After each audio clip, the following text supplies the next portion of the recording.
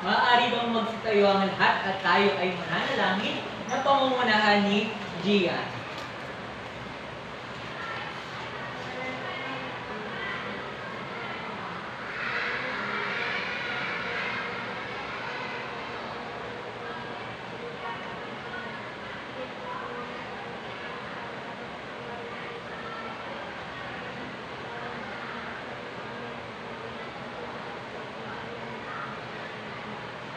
Sa Ama, ng Anak, ng Espiritu Santo. Amen. Magandang buhay. Mabuting tao!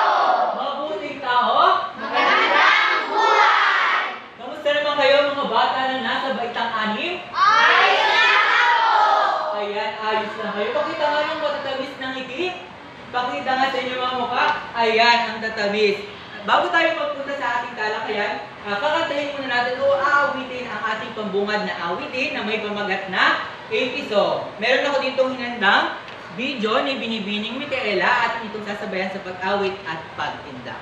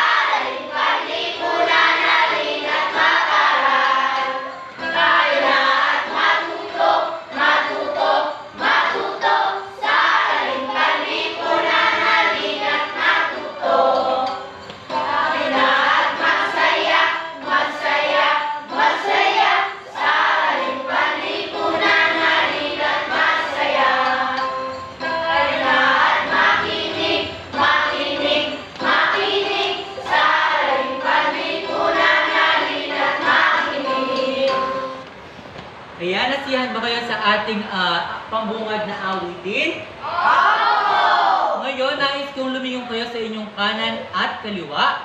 Tignan ang inyong mga katabi at sabihin sa akin kung sino ang lumiban sa ating klase. Asaan ang sekretarya ng klase? Katlea, maaaring ba sabihin sa akin kung sino ang lumiban? Kumpleto ang inyong o walang lumiban sa inyong klase ngayong araw. At dahil dyan, nais kong bigyan nyo inyong sarili ng forward slap. 1, 2, 3. Boom! Ayan, maaari na kayong umupo. Ngunit bago yan, tingnan ang ilalim ng inyong upuan at tingnan kung may sukal. Kung may sukal, pakilagay muna sa bulsa ng inyong mga bag at mamaya itapon nyo sa tamang basurahan. Ngayon, magkakaroon tayo ng mabilisang pagsasanay. Ang panuto, tutukuyin nyo lamang kung ito ba ay impluensya ng Amerikano o Hapones. Kung ito ay impluensya ng Amerikano, kayo ay papalakpak ng 3 beses. Sisigaw nyo ang Amerikano. At kung ito naman ay Hapones, kayo ay papadyak ng 3 beses. 1, 2, 3 at ang sisigaw ay Hapones. Sige nga, subukin natin. Unang larawan. Ikalawa. Ikaapat. At ang huli, kayo husay naman talaga. Ngayon naman, magkakaroon tayo ng ating pagbabalik-aral. Sino ang nakakatanda sa inyo ng tinalakay natin kahapon? Edison, ano ang ating tinalakay kahapon? Death March. Death March. Ngayon, upang malaman kung kayo ba ay may natutunan sa ating talakayan, magkakaroon tayo ng isang gawain. Pakibasa nga ng sabay-sabay ang panuto. Piliin ang wastong sagot sa bawat tanong. Pakibasa nga ang bilang isa, heart.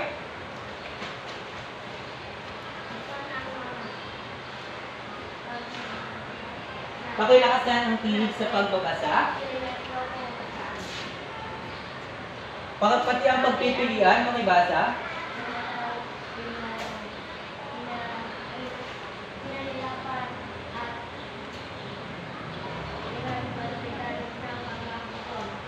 Sino ang gustong sumagot sa bilang isa? Magtaas nga ng kamay. Almen. At ang pagsasagot ay bibilugan nyo gamit ang whiteboard marker. Punta dito sa harapan ang gustong sumagot at bilugan. Okay, bilisan sa pagpunta sa harapan.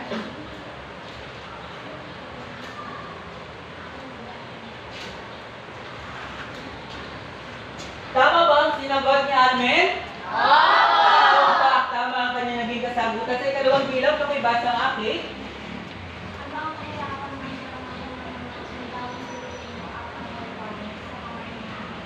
Pati ang pamilihan, pakibasa, ng may malakas na tinig.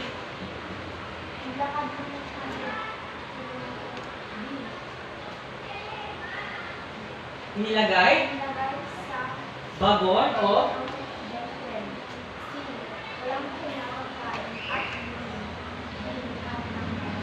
sino ang gusto sumagot sa ikalawang bilang? Mark, o sige nga.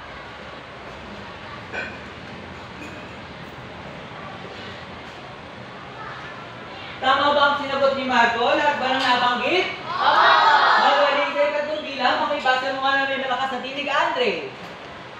Sino ang mga biktima ng death march? A. Buong dalong Pilipino Amerikano. B. Mag-aaral. C. Mga negosyante. D. Mga mahihirap na Pilipino.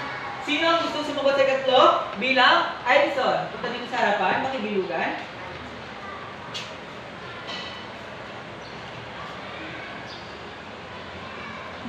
Tama kaya ang sinagot ni Edison? Ang mga sumukong sundalong Pilipino at Amerikano ba? Kayo husay. Ngayon naman sa ika-4 na bilang, pakibasa mo nga, Matthew. Kailan nagsimula ang death march? A. Siyempre 7, 1941. B. Enero 2, 1942. C. Pebrero 2, 1942. And letter D. April 9, 1942. Sino ang gusto sumagot? Sige nga siyan, punta dito sa harapan.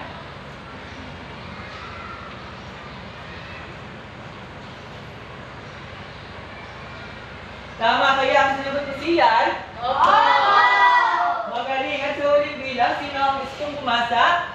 Taas ng kamay. Sige nga, Gian. Kung saan nagsimula ang paglalakad ng mga sundalong Pilipino at Amerikano na sumuko sa mga kapon? A. Maynila. B. Quezon. C. Batangas. Or D. Bataan. Saang lugar kaya? Sino ang gusto sumagot? Almen.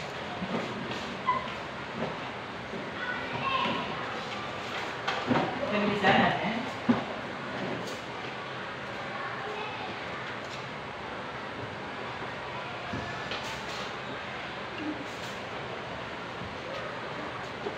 Tama kaya ang sinagot ni Almen?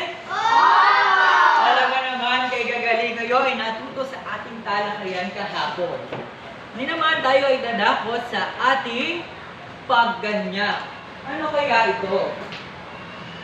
Nakikita niyo ba ang hawak ni teacher? Ito ay isang kahon na may mga numero. Ang mga bilang dito ay may katumbas na bilang sa mga folder na ito. Ngayon, kailangan ko ng voluntaryong sa mag-aaral, 5 para sa tagahagis ng kahon at 5 naman para sa tagahawak ng mga folder. Una, anahin natin ang paghagis ng kahon. Marco, Jurgel, Almen, Gian, at Aldrin. Ilan na kayo? 5? 5 muna. Hawakan ang kahon, umilan ng maayos. Tigis-tigis lang ang paghagis. Kapag naulit ang numero na lumabas sa kahon, ulitin ang paghagis. Maliwanag. At kailangan ko ulit ng 5, voluntaryo, para maghahawak ng folder. Matthew, Albi, at Leia, Kate, Alger. 6, 5 na ba kayo? Sa 6, sa pa si Andre. Bilis, luminya kayo dyan sa harapan.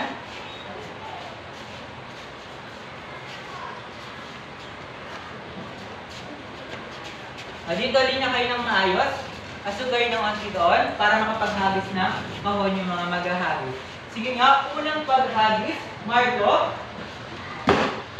Number 4 o bilang 4. Nasa bilang 4, diyan ka lang at buksan mo ang iyong folder, pakita sa klase.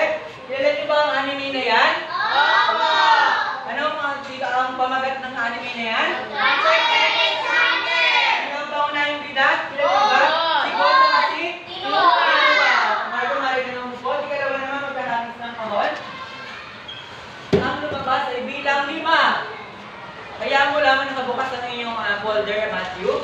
Pakita mo yan doon sa inyong klase. Kilala niyo ba ang anime na yan? Opo! Ano ang pamagat? Sino ang pangunahing bida? Okay, pero agad lang maghangis ng kahon naman tayo. At lumabas nga ang bilang 4, nabuksan na, ihagis ulit ang kahon.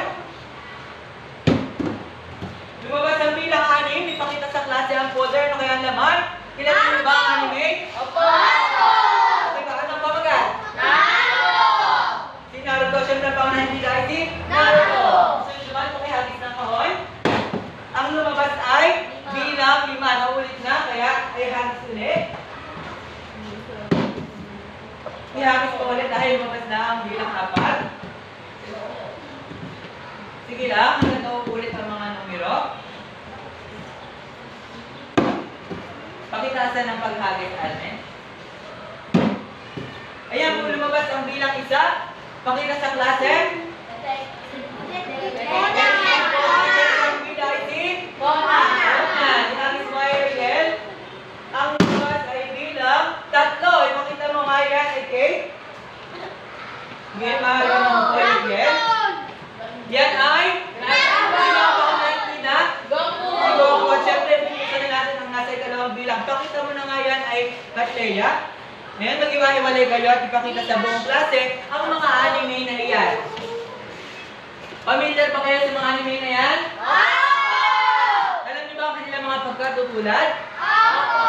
Yan ay original na ginawa ng mga Hapones.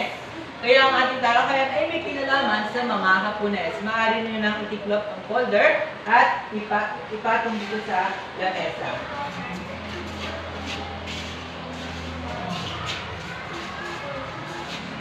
Ang ating talakayin ay patungkol sa pakibasa nga ng sabay-sabay.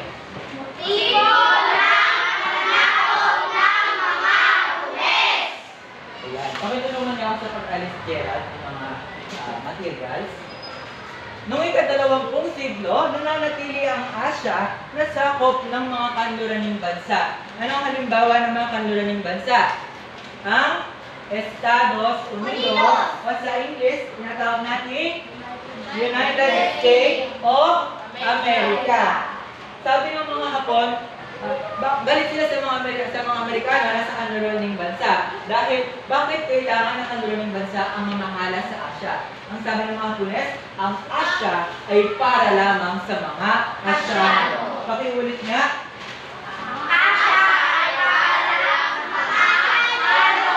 Asyano, kay gagaling.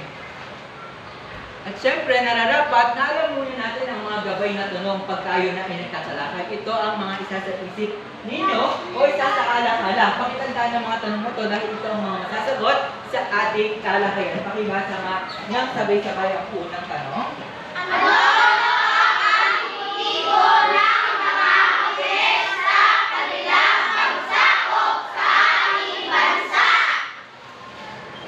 Ikalawa,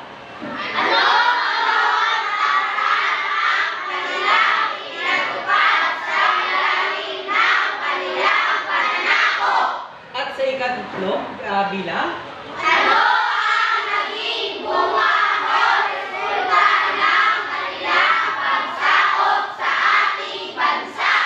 pakitandaan ang mga tanong na yan, ha?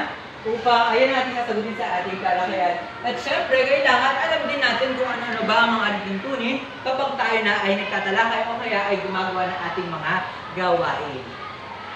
Pakibasa nga ang tandaan. Ang unang bilang pakibasa, Aldrin.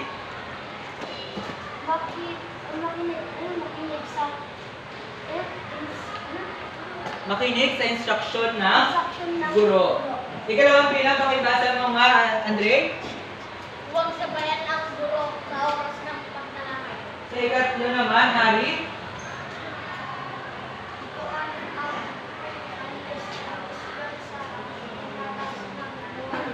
At sa ika-apat, siya, pakibasa nga.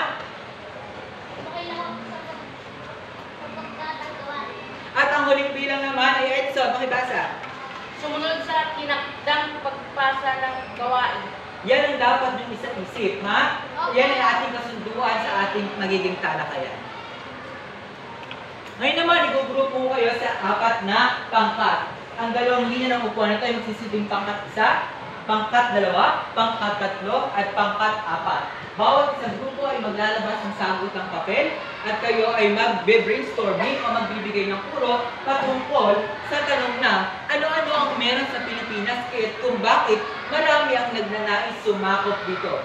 Maliwanag, bawat isang membro ay nararapat na magbigay ng kanyang opinyon sa inyong pagsagot sa grupo. Maliwanag? At pagkayari nun, kayo ay babasahin ninyo ang inyong maraming kasagutan. Isang voluntaryo lamang. Maliwanag? Ngayon, maaari na kayong bumilog sa inyong bawat grupo. Ang bilog ng grupo isa ay dito. Halikunan ng dalawa. Dito lamang po ang bilog 3 at ang bilog ng pangkat na 4. Huwag po kayong masyadong maluwag. Dito lang po grupo pangkat 3. Magkakatapat po dapat yan. Kayo ay bibigyan lamang ng 5 minuto sa pagsasagot. Maaari na kayo magsimula. Labas ang sagot ng papel.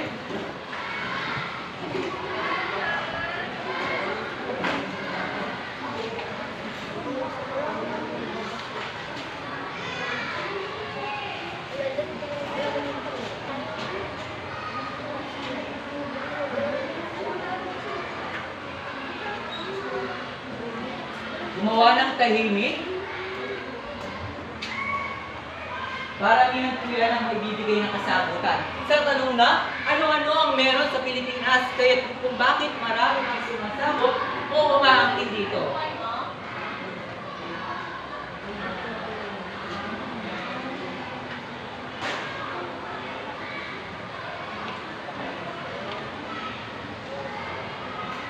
Bawat isang membro ay nararapat magbigay ng kanilang opinion patungkol sa katanungan.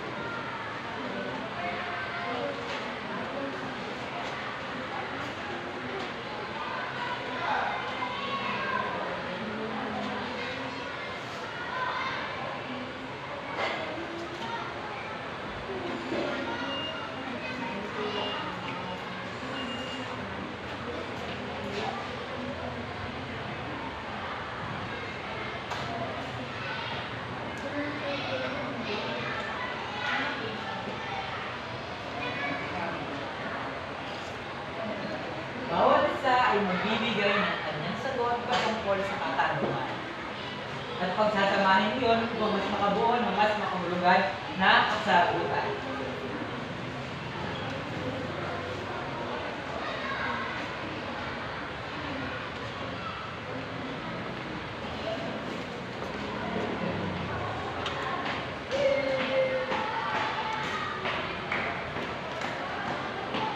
Huling 2 minuto sa pagsasagot.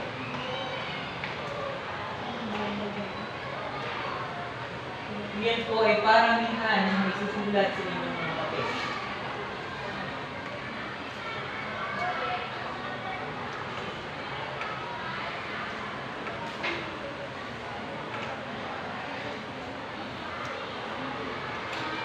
Tapos na po bang magsagot? Ano-anong pangkat na po ang tapos magsagot? Pakitaas ng kamay. Ayan, may pangkat 1, pangkat 2, pangkat 3. Ayan, lahat ay tapos na. Ngayon naman, bumili ng isang membro, voluntaryo upang basahin ang kanilang mga naging kasagutan. Ang pangkat-isa ang mauna, pakibasa nga.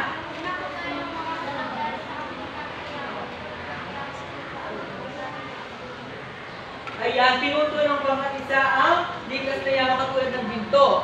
Bigyan nga sila ng 3 bagsak. At ang ikalawang pangkat naman, pakibasa ang inyong mga kasagutan. Dahil gusto nilang agawin ang aming mga likas na yaman tulad na lamang ng mga rice, abakabang, at sugar. Ayan, pag-agaw din ng mga likas na yaman at mas marami silang binigay ng mga likas na kayamanan. Bigyan naman sila ulit ng 4 na bagsak. At syempre, nariyan ba ang pangkat-3? Pakibasa ang inyong kasagutan. Dahil madami tayong likas na yaman. 2. Dahil gusto nilang lumawak ang kanilang teritoryo. 3. Dahil kulang ang mga Hapones sa likas na yaman. Ayan, pinutuloy nila ulit ang likas na yaman at pagpapalawak daw ng teritoryo ang nabanggit na bago ng pangkat-3. Bigyan sila ng 5 bagsak. At syempre, andyan ba ang pangkat-4?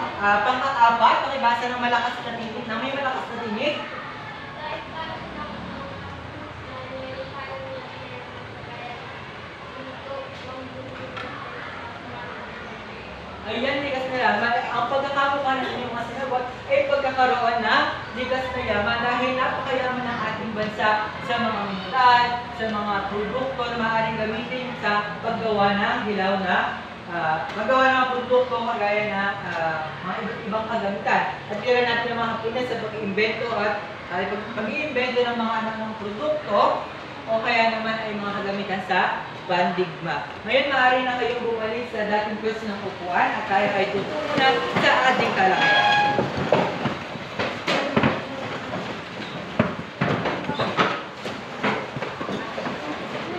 Yan, tumawag na may maayos na pagkilos. Ayos na ba ang lahat? Nakikita niyo ba ang aking hawak? Ilarawan mo nga ito. Gian, anong yung nakikita? Pakisabi sa akin. ito ay isang mapa. Isang mapa. Magaling, ano pang yung nakikita? Bukod sa mapa. Pedam. Mga labo at awat. Ito po ay nagpapakita ng pananakop ng mga Hapones sa silangang Asya. Dahil nga kanina nabanggit ko na sila ay may galit o ayaw nila sa pamamahala ng mga kanluran ng bansa.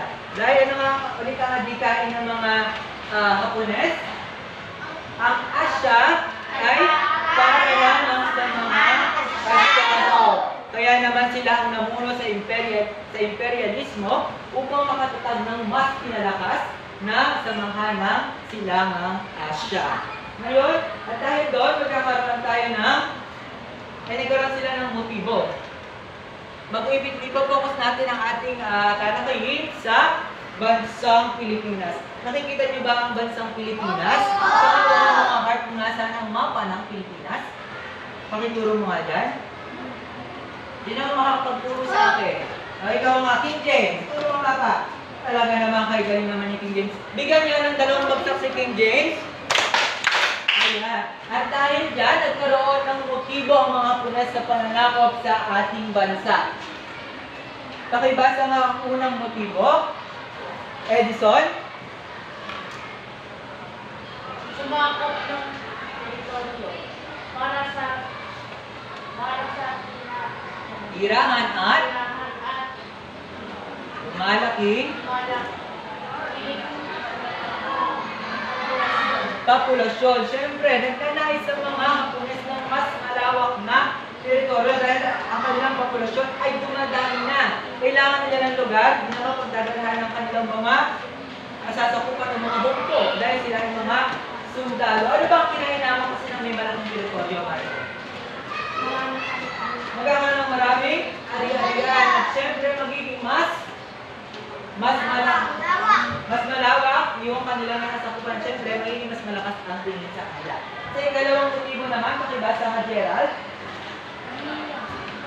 Kailangan ng Merkado.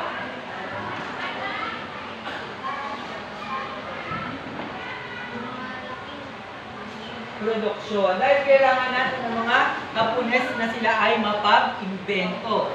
Kaya naman, sila ay ginawa nilang pamilihan ang Pilipinas ng kanilang mga produkto. Pag tinangkilik ba natin ang kanilang mga produkto, anong mangyayari sa ating mga Pilipino? Magkakaroon ba tayo ng pakunlad? Sa tingin nyo, bakit kaya walang pakunlad? Pag gano'n, pag tinangkilik natin yung nasa ibang bansa. Sino makakasagot? Kate, bigay mo sa akin yung sa drawing. Ha? Kapag tinangkilik natin ang produkto ng iba, sino ang kikita? Sino mga Hapones? Tayo, ano tayo? Wala, hindi tayo makikita. Hindi nahihirap tayo dahil tinatangkilik natin yung kanilang mga produkto. Sa ikatatlo naman, pakibasa mo nga ito, Almen.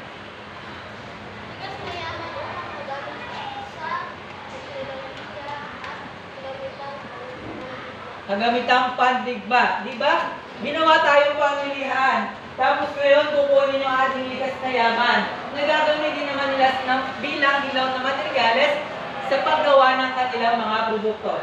Ika-apat naman, pakibasa ang hikain ng mga Hapones. Katleya.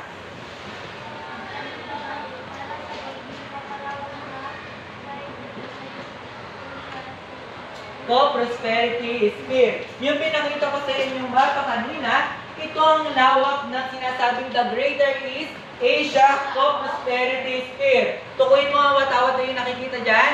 Heart. Anong watawat? Almen, ang bigay. Ano ulit? Thailand. Magaling ang Thailand. Ay party na sila ang Asia. At dahil sa mga motibong ito, nagpatupad ng patakaran ang mga Hapones. Sa tingin nyo, ano kaya mga patakaran ang pinatupad ng Hapones sa ating bansa? Pagkaya rin ang mga, bago tayo sinakop ng Hapones, ano ang sumakop sa atin? Amerikano, kagagaling. Kilala niyo ba ang mga watawat na ito? Ano ang mga watawat? US, United States of America. Ang kalawa? Pilipinas. At ang huli ay? Ito ay pagpapakita ng pagsakop sa Pilipinas. Nauna ang Estados Unidos. Ikalawa naman ang ikatlo. Ikatlo na siya dahil nauna pa ang mga Espanyol. Ang ikatlo ang Hapones na sumakop sa ating Pilipinas. Talaga namang pinag-aagawan ang Pilipinas. Kaya dahil dyan, nagkaroon ng mga patakaran ang mga Hapones upang maiwaksi na kung ano yung mga dating mga pamamahalang ginawa sa Pilipinas. Makibasa nga ang unang patakaran, pakitanda ng patakaran na ito Makibasa, Prince Dominic, ang unang patakaran.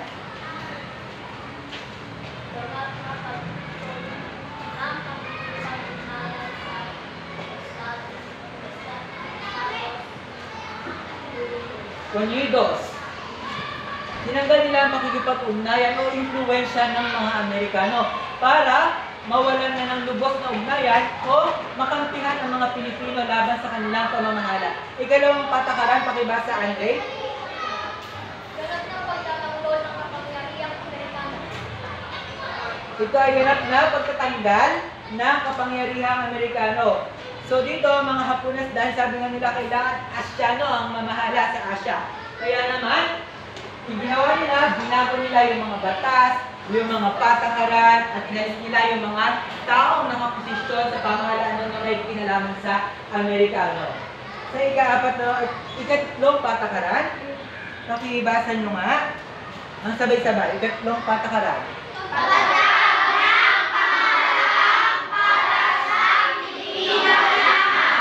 Ayan, hirin lang na naman tayo ng mga Amerikano. Dahil diba sabi nila, ang Asya ay para sa Masyano. O sige, sabi nila, kayo mga Pilipino, magtatag kayo ng pamahalaan. Kayo ang mamahalaan sa sarili nyo bansa. Ngunit, kada isang sangay ng pamahalaan nun, nagtalaga sila ng mga Hapones na kung saan sisiya sa atin ang kanilang mga kilos. Diba? Hapones pa rin ang may control sa atin. At ang ika-apat na patakaran, pakibasa mo nga, Marco. Pagpapatuloy ng mga pimunong Pilipino sa posisyon. Ayan. Yun naman, pinagpatuloy pa rin daw ang posisyon ng mga pinunong Pilipino. Yan ay tumutukoy sa mga alkalde o mayor noon sa bawat bayan. Ngunit, nasa ilalim pa rin sila ng kamay ng mga Hapones. Naging sunod-sunuran yung mga alkalde o mayor na yon. Pag sinabi ng Hapon na ganito ang gawin nyo, ganyan ang dapat ipatupad ng mga alkalde o mayor. At ang ikalima naman, pakibasa mo nga ng ikalimang patakaran. Ito mga Albi. Magalis ng kalayaang mga pagsalita at mga Pag-alis ng kalayaang makapagsalita. Ano kaya ang ibig sabihin nun? Gerald, ito ba ay literal na ginawang pipe, tinanggalan ng dila ng mga Pilipino? Ano yung magsabi? Sino ang makapagbigay ng kasagutan? Ano ang ibig sabihin ng pag-alis ng kalayaang makapagsalita? Gian. Yun ba ay literal? Ipaliwanag mo ang ibig sabihin nun para sa iyo, Gian.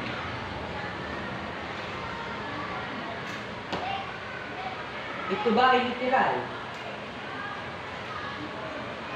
Kung hindi, bakit nasabi mo hindi ito literal? Ano ang inyong pagkaunawa? Sino ang maaaring pumulong na Gian?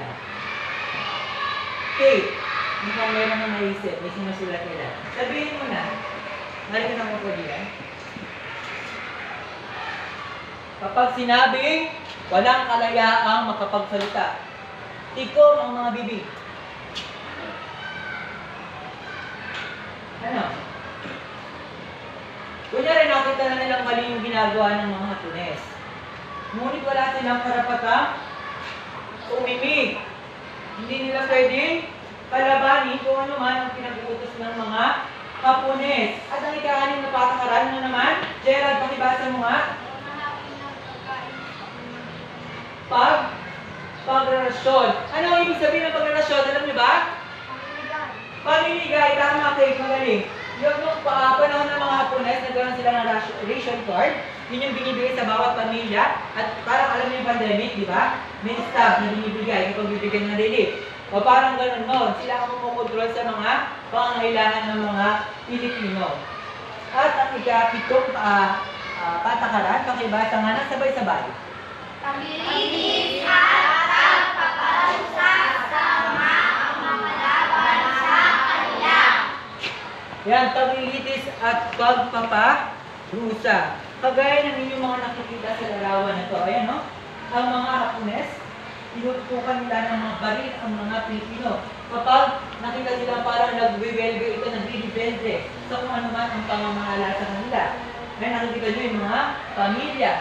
Masyadong mahigpit ang pamamaraan ng mga Hapones. At syempre, ang ikawalong patakaran, nakibasa mo nga ito, Matthew.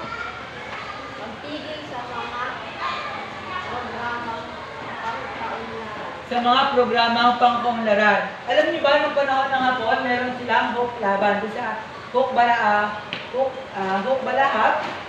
huklaban kung saan ang mga alin ng mga magsasaka ay kinukumpiska ng mga Hapones.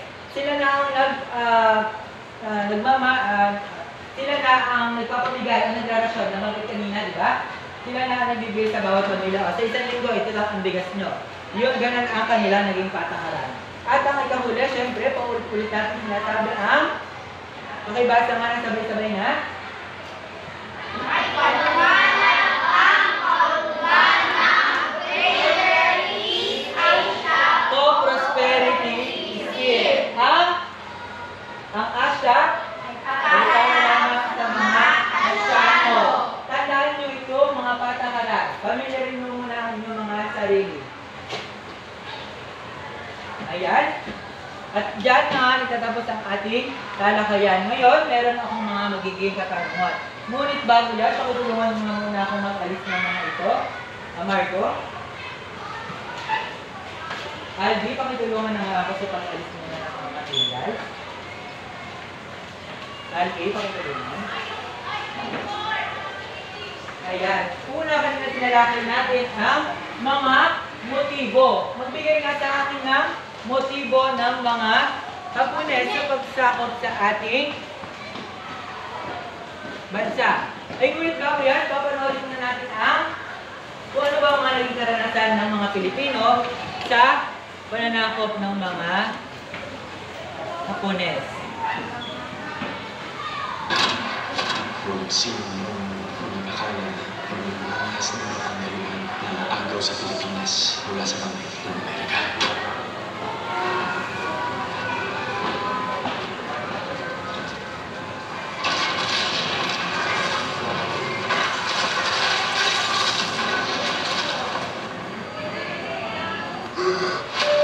Bago sumaklap ang ikalawang digmaan, nagsimula ng magkagera sa buhay namin ang aking punyado. Ito po ba talaga ang kapapating mo sa Tingnan mo yan ang naging karanasan ng mga Pilipino sa pamamahala ng Hapones. Sinaktan ka na naman? Anong sabi ni Teresita? Ngayong mga Amerikano na namamahala sa lahat-lahat may karapatan na, babae man o lalaki, upang magdesisyon para sa kanilang sarili. Tatanggapin ko kung ano man ang kapalaran ko. Mamatay ako may mahal. Mas mamatay ako sa sulungan.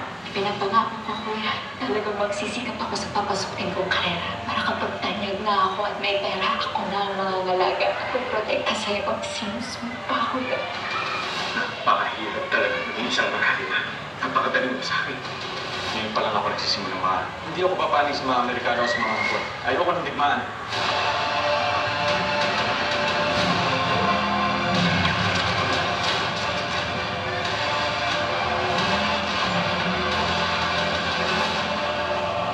Ayan, nakita nyo na ang karanasan ng mga Pilipino sa panahon ng mga Hapones. Ngayon, tatanungin ko kayo ulit. Ano motibo? Ang apat? Ang motibo ng pananakop ng Hapones? Magbigay ng Marco? Magpapalaki ng Magpapalaki ng tuloy. Dalawa, Gian? Yung mga tigas na yaman. Bakit yung tigas na yaman? Ano ba? Pamilihan na galing ka, Gerard? Ano ba ang huli? Ang kanilang huli. Marco, sige nga. Kayo na sa'yo naman, Marco, at ikain. At sa patakaran, magbigay nga sa akin ng patakaran na ipinatupad ng mga Hapones. Gerald? Pagdalis ng kalayaan makapagsalita kay Husay. Gerald, ano pa? Siyam yun, magbigay nga. Armen? Patakaran, sinarakin natin kanina, magbigay. Anong yung inaalala? Sino nakaalala mga patakaran? Okay. Yung may paliwanag ang greater realization of prosperity is fear. Ano pa? Mark, sabihin mo nga lahat ng iyong natutunan sa mga patakaran. Ganap na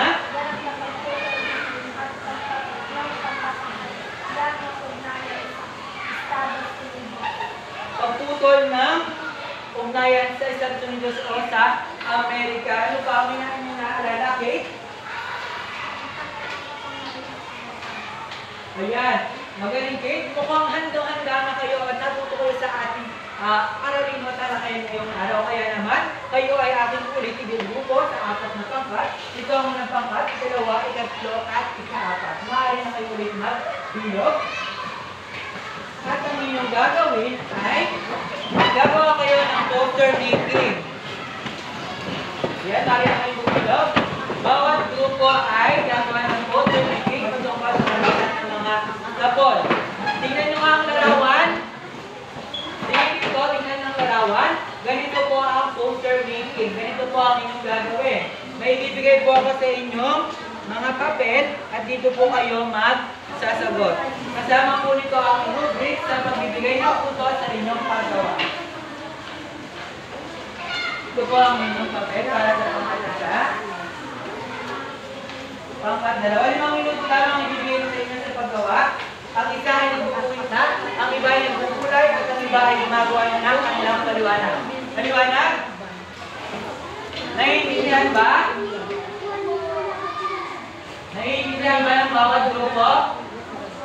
Opo, sige na, mag-start na kayo. Magsimula na. 5 minuto lamang. Merong nagbubuhit, may nagkukulay na, at merong umiisip na ng paliwanag. Dahil pagkatapos niyan, kayo ay pupunta sa harapan upang ipaliwanag ang inyong mga ginuhit. Gumawa po ng tahimik.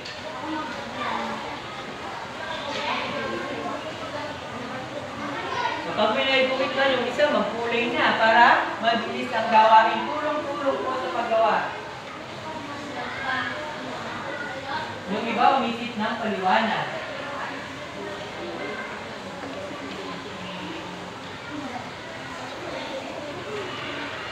Uulitin ko, 5 minuto lamang ang inyong oras sa paggawa.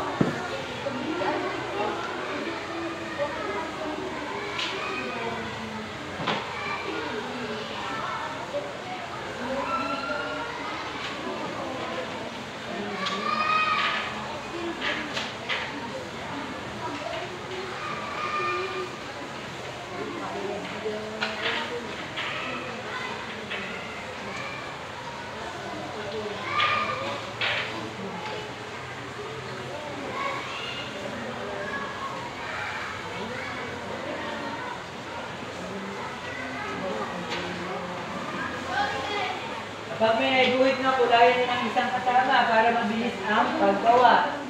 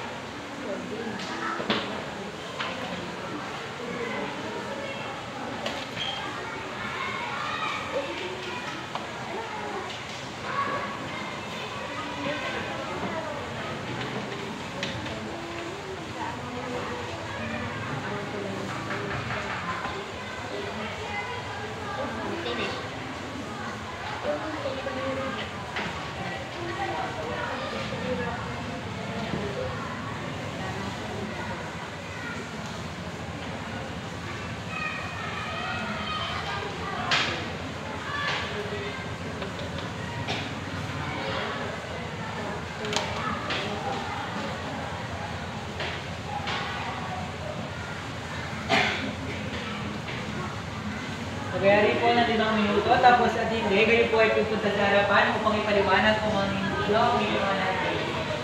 Lahat po ng miyembro ay tutulong. Ganun po sa inyo.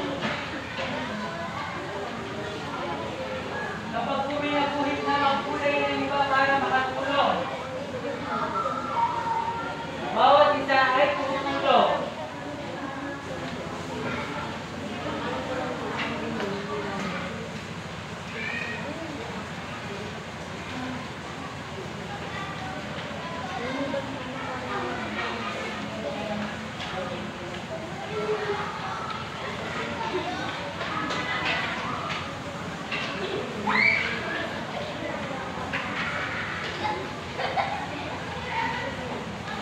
Dahil po ito po ay may oras, kaya kailangan mabilis ang pagkilos. Ulit 3 minuto para sa paggawa. Lahat dapat ay may kontribusyon. Kapag pinatapos ang gawin, kulayan na agad ng ibang miyembro. Yung iba naman, umisip ko ng paliwanag. Kung anong inyong ipapaliwanag sa inyong gawa.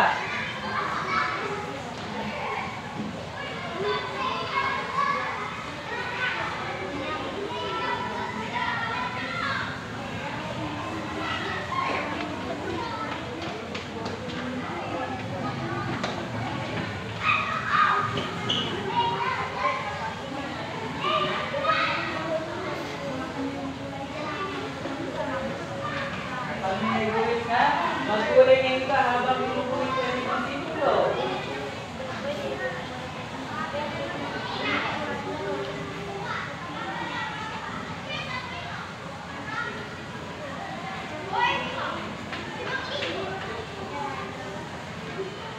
Umisip ng paliwanag yung mga iba, hindi nakakapagbuhit.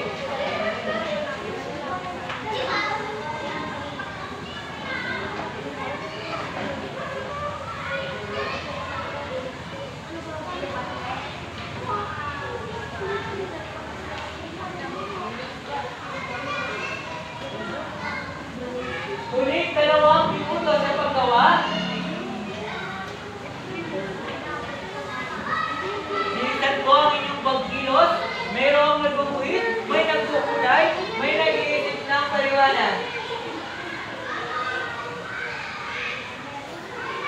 Tapos o hindi tapos, sa pagtapos ng 5 minuto, nabanit ko kanina, yan po ay inyo na ipagliliwanag sa harapan.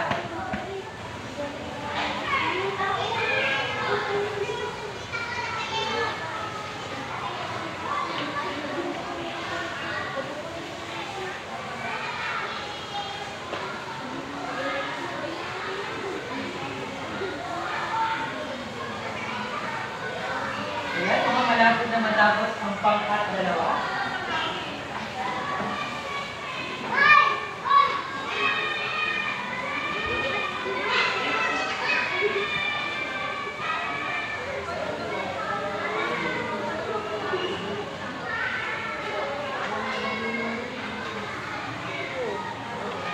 Ang inyo pong ilalagay yan ay mga karanasan natin sa panahon ng Hapones. Panahon po ng Hapones. Diyan po, makikita natin na kayang bayan ng ilapat kung ano ang ating napag-aralan sa ating talakayin. Huling 1 minuto para sa paggawa.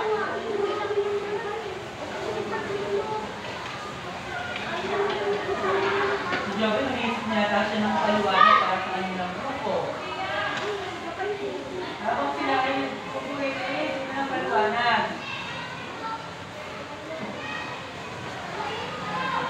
Kaya yun ang pangkatatlo, sila ay nagtutulong-tulong. May nagpupulay, may nagbubugit, may nag-iisip ng paliwanag. May husay ng pangkatatlo.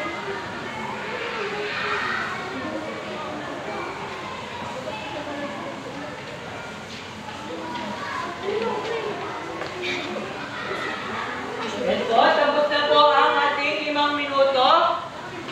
Tama na po sa pagpuhit. Mabalik na po yung mga upuan sa dating pwesto. Bago po tayo magpaliwanag ng inyong mga gawa. Ibalik na po yung mga upuan. Nang paligid po rin po ang inyong upuan. Wala po dapat ingay.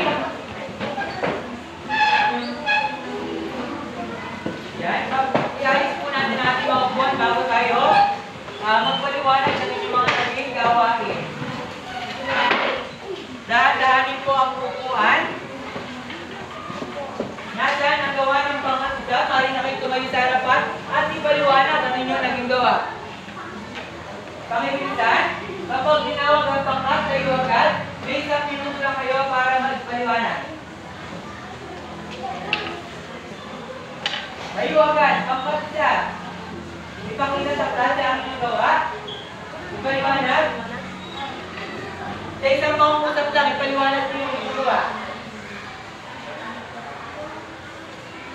Tingin na po tayo sa gawa ng unang pangkat.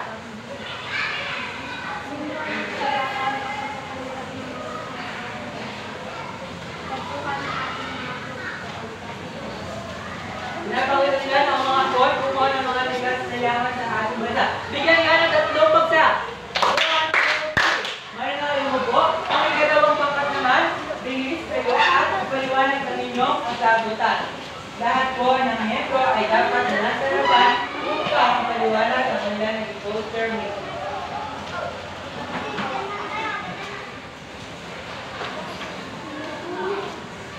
Sabihin po sa kanilang gawa.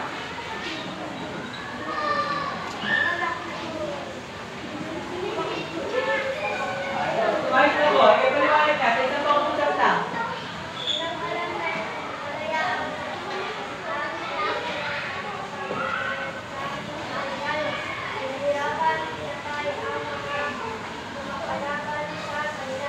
Laban ng mabuti at Diyobe ng iyong gawa. Pamilitan natin. Ayan, kay husay na pang-2 dahil nasabi nila ang pag-alis ng influensya ng mga Amerikano. Bigyan nga ng 3 bagsak din ang pang-2. 1, 2, 3. Mari na kayo magsiupo. Ikatlong pangkat, tayo agad at ipaliwanag sa inyong gawain ginawa sa poster making. Isang pangungusap lamang ang pagpapaliwanag. Ayan. Mapaliwanag na ipapasa sa klase at ipaliwanag. Dapat tayo ng boses para marinig.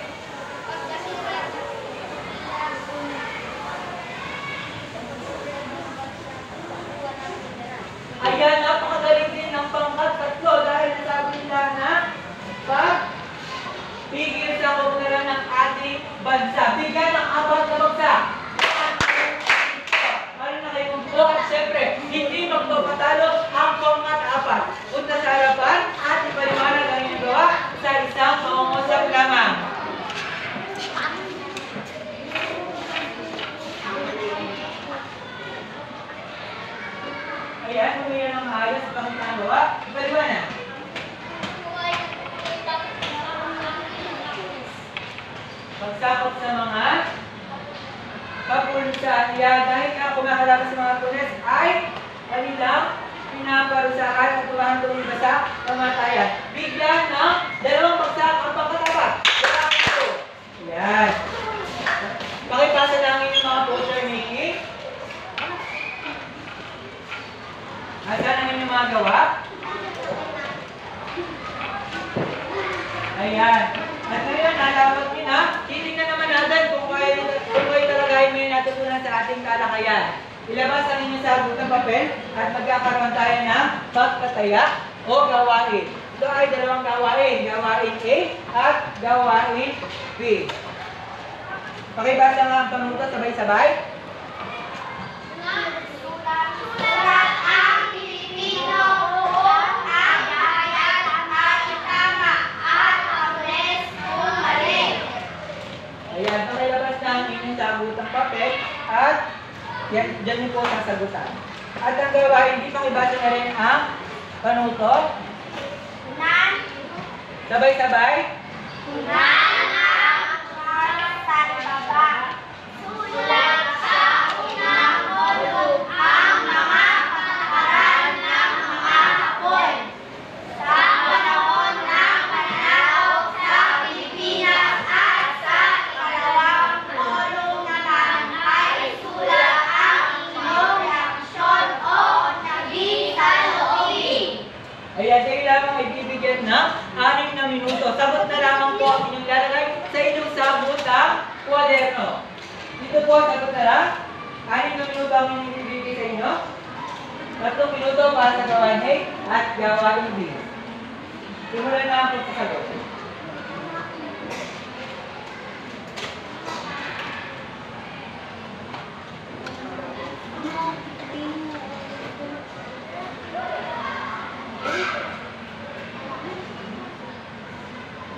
Kung ang pahayag po ay tama, Pilipino ang inyong susulat na sagot. Kung ito po ay mali, Hapones ang nilalagay inyong sagot.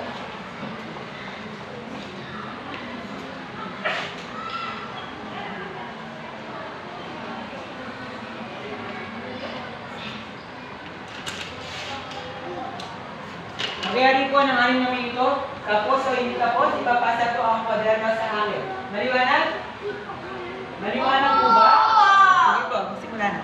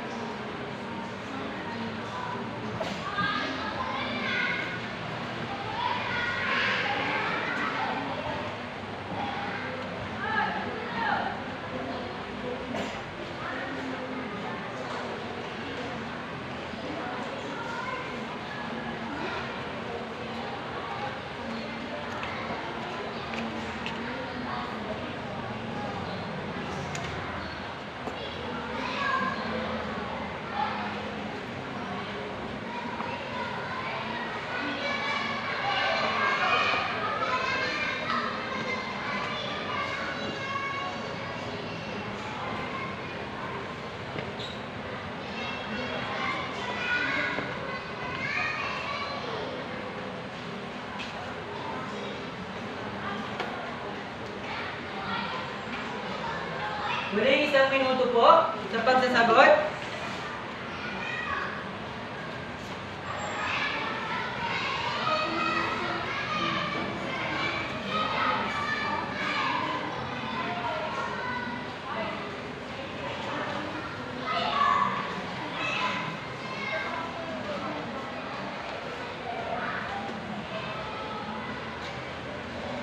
Ayan po, tapos na po ang 6 na minuto. Pakipasa na po ang inyong mga kwaderno sa akin. Ang pagpapasa mula sa gilid papunta sa gitna, sa ulihan papunta sa harapan. Ngayon na po, ipasa na po ang inyong mga kwaderno.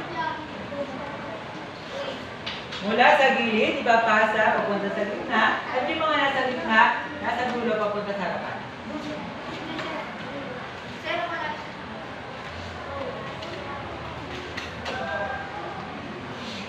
Papasa na po kayo. 5. Pasa mo yung nasa likod sa harapan.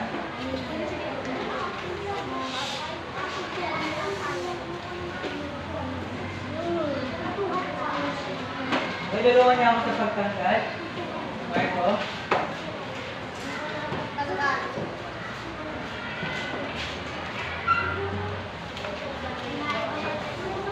At syempre, gusto kong ilabas nyo ang takdang araling kwaderno nyo at ay sulat ito. Ang inyong magiging takdang aralin. Kayo ay, pakibasa nga ng sabay-sabay. Lumikha ng isang Lumikha ng taksang ilang matatandang na rin ang mga karanasan ng mga Pilipino sa panahon ng mga Hapon sa ating bansa. Ayan po ang inyong magiging takdang aralin na gagawin nyo sa inyong bahay. Sa pagbibigay po ng puntos, ito po ang ating mga magiging pamantay. Kopyahin lang po ito. Mabilis lang.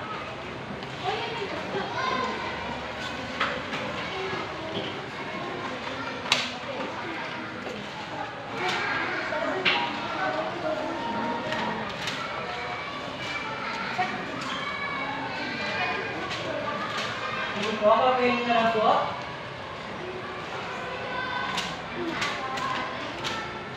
Isang minuto lang para sa pagkopya.